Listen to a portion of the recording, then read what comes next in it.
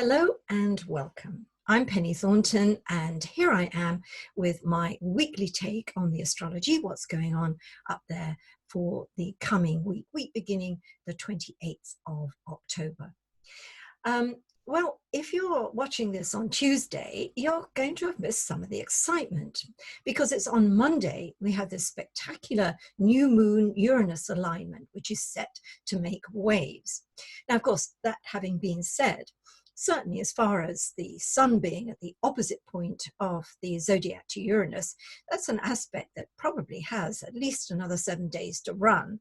So maybe it's a bit of a mistake for me to say that you missed all the fun. It can still happen as we go on through the week. But certainly I'm expecting some fireworks on Monday.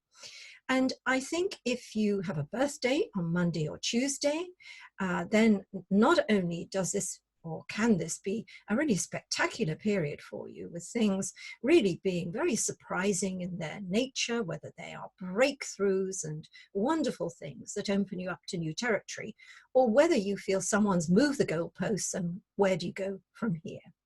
And I think there is the same kind of message can be sent to those of you with birthdays towards the end of April, the end of July, the end of January, because you're all in that little frame where Uranus is particularly active. But let's get on with the new moon first of all. We get 13 new moons every year, so roughly one a month. And of course, in one period, you'll get two, or at least you'll get two in the same area of your horoscope. And really, at new moons, we should make new beginnings. And sometimes, of course, those new beginnings just simply happen. New chapters open all by themselves. And you want to give it a period as the moon waxes, coming up to the full, which means a 2-week period from the new moon until the full moon. But of course, what I like to do, and what I do a lot on these videos, is encourage you to use the astrology and make the most of it, so that it becomes something that we incorporate and we don't feel as though everything's always happening to us by surprise. We're actually going to use our astrology. So it's good to begin something new at new moon, a new activity, a new relationship, a new stage of our lives. And of course, we could also think that, or just in a nice, neat little nutshell, that if you want something to grow, then start it at new moon. And of course, the opposite applies to the full moon. I have to say that we don't see the new moon. We can't see it. It's impossible to see. We only get to see it in retrospect when we start to see that little sickle in the night sky. And that's about a couple of days later. But certainly if you've got someone like me, or you're interested in astrology, you'll know always when the new and full moons are. Well, as I said, this is a new moon with a difference, since it is right at the opposite point to planet Uranus. So it brings a lot of change and a lot of unusual aspects in its wake. I mean, it is a great day to do something you've never, ever done before, to break some of your own rules. Now, I'm not thinking about running a red light or doing something that would be illegal, but breaking the self-imposed rules all of us have, that blocks our progress. And sometimes we're able to see that by following a certain pattern, doing a certain thing, hanging around with certain people is really not in our best interest. And this new moon opposing Uranus gives us an opportunity to break out of those patterns.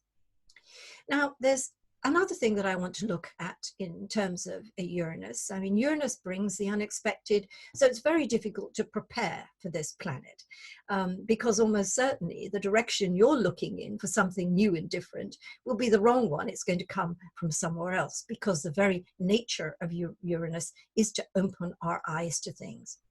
We have words like epiphanies for Uranus. We have sudden and unexpected change and reversals with Uranus.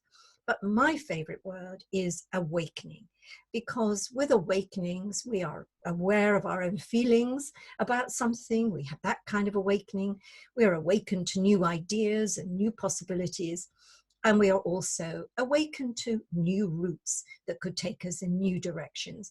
And I think that's an incredibly positive set of ideas to link to Uranus. And I have to say, if Uranus does move the goalposts or pull the rug out from underneath our feet, then we have to bless that event, because it's doing the job for us. It's getting rid of stuff that we need cleared away so that we can follow a new path. Now, many moons ago, I looked at this very, very important new moon and thought, isn't that interesting? That's happening a couple of days before Brexit, because Brexit was intended to happen on the 31st of October, Halloween.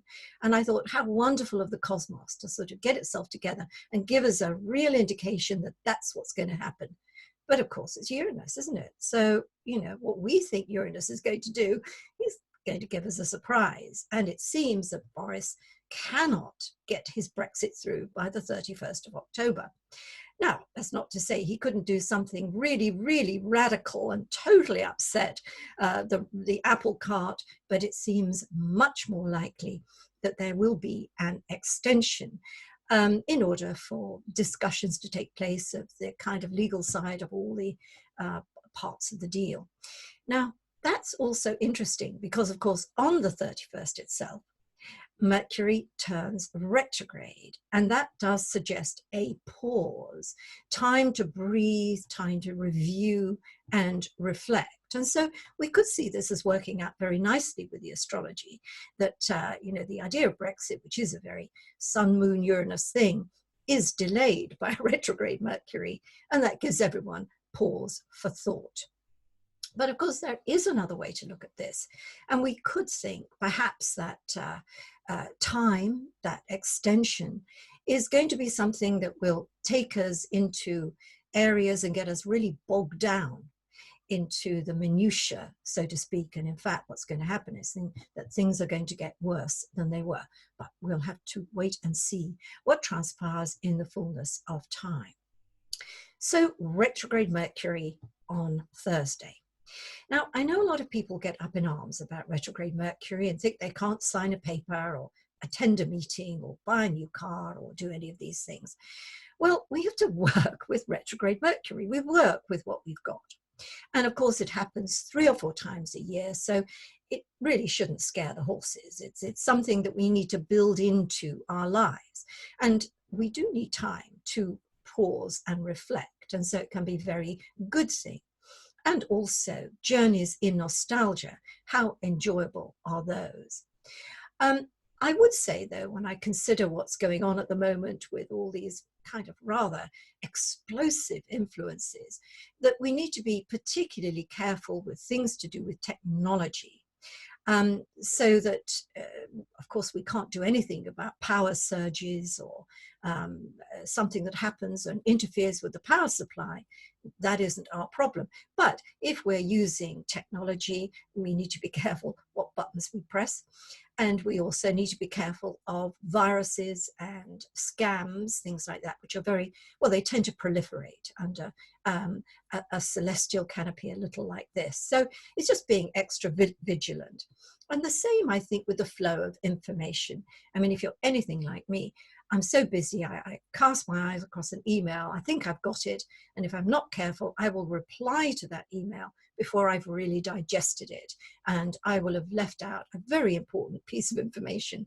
And the other way around, people are likely not to get your messages. So being a little careful with the flow of information, and also if you're out there traveling, usual advice, leave a little bit longer to do your journeys. And if you have to go via the pretty route or something gets delayed or cancelled, 1,000 to 1, you're going to get there in the end. And maybe at some point you will understand that retrograde passage was entirely purposeful. Now, the other thing I want to look at, though, this week, I'm moving slightly ahead of myself, is that on November the 5th, next week, we have a connection between Mars and Pluto, which is a little tough. That's going to be tough for all of us in one way or another, although it allows us to dig for buried treasure, and we may, you know, find information that we need to know, which is a good thing. It's a very adversarial influence. So my advice to you this week is to bear that in mind. And particularly on Saturday, when the moon is in Capricorn and it's going to be going over Pluto and Saturn, to really watch out for signs and signals that something could be brewing and maybe you need to preempt it.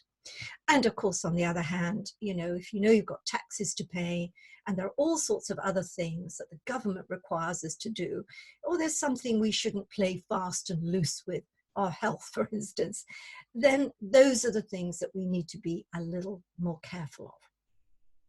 And finally, let's look at Venus. Beautiful Venus. I love looking at this planet if you can see her rising, the morning star or the evening star when she's setting. It really is a beautiful sight, especially when it's been near Jupiter, because there's a sort of bright glow in the night sky, or the sort of dawn sky, or the evening twilight sky, and it can be very beautiful.